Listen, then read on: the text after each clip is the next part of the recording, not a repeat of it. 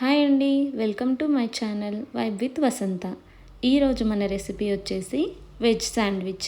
ఈ వెజ్ శాండ్విచ్ని బ్రేక్ఫాస్ట్లోకైనా ఈవినింగ్ స్నాక్స్లోకైనా 5 మినిట్స్లో నేను చూపించే విధంగా తయారు చేసుకోవచ్చు. ఈ వెజ్ శాండ్విచ్ కోసం మనకు కావాల్సిన ఇంగ్రీడియంట్స్ చూడండి. Bread slices, butter, cheese, mayonnaise and chopped vegetables. ఇక్కడ నేను ఒక 5 టైప్స్ ఆఫ్ వెజిటేబుల్స్ తీసుకున్నాను. Tomatoes, onions, cabbage, capsicum and కీరా. ఈ 5 వెజిటేబుల్స్ యూజ్ చేసి ఇప్పుడు మనం వెజిటేబుల్ శాండ్విచ్ని తయారు చేద్దాం. ఇవి మెయిన్ ఇంగ్రీడియంట్స్ అండి. వీటితో మనం ఒక 5 మినిట్స్లో వెజిటేబుల్ శాండ్విచ్ని యమ్మీగా తయారు చేసుకోవచ్చు. ముందైతే ఒక బౌల్ తీసుకోవాలి. దాంట్లోకి మనం కట్ చేసి పెట్టుకున్న వెజిటేబుల్స్ని 1 బై 1 యాడ్ చేసుకోవాలి. ఇవే వెజిటేబుల్స్ కాకపోయినా క్యారెట్ లాంటి వేరే వెజిటేబుల్స్ కూడా యూస్ చేసుకోవచ్చు. ఎలా అయినా బాగుంటుంది.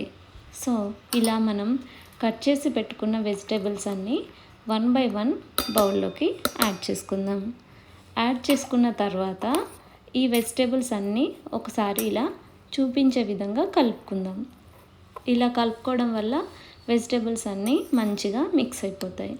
ఇప్పుడు దీంట్లోకి నేను మయోనైస్ యాడ్ చేస్తున్నాను.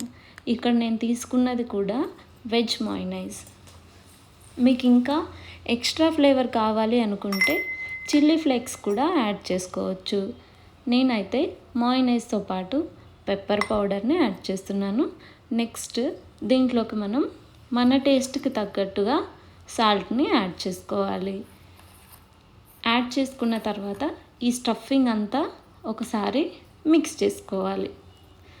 సో వేరే వెజిటేబుల్స్ కూడా యూస్ చేసుకోవచ్చు. ఇలా మిక్స్ చేసుకోవాలి. చూడండి, స్టఫింగ్ ఇలా కనిపిస్తుంది. సో నెక్స్ట్ మనం ఏం చేయాలంటే బ్రెడ్ స్లైసెస్ తీసుకున్నాం కదా మనం. ఆ బ్రెడ్ స్లైసెస్కి ఒకవైపు బటర్ని అప్లై చేయాలి. ఇక్కడ నేను 4 బ్రెడ్ స్లైసెస్ తీసుకున్నానండి.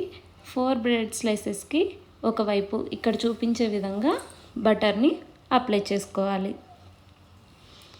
సో చూడండి, ఇక్కడ 4 బ్రెడ్ స్లైసెస్కి ఒకవైపు నీట్గా బటర్ని అప్లై చేసుకోవాలి.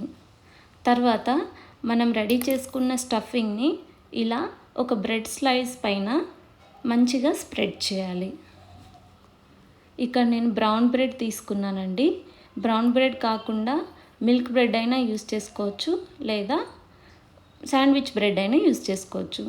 ఇలా స్టఫింగ్ నీట్గా పెట్టుకున్న తర్వాత దానిపైన ఒక చీజ్ స్లైస్ని యాడ్ చేసుకోవాలి.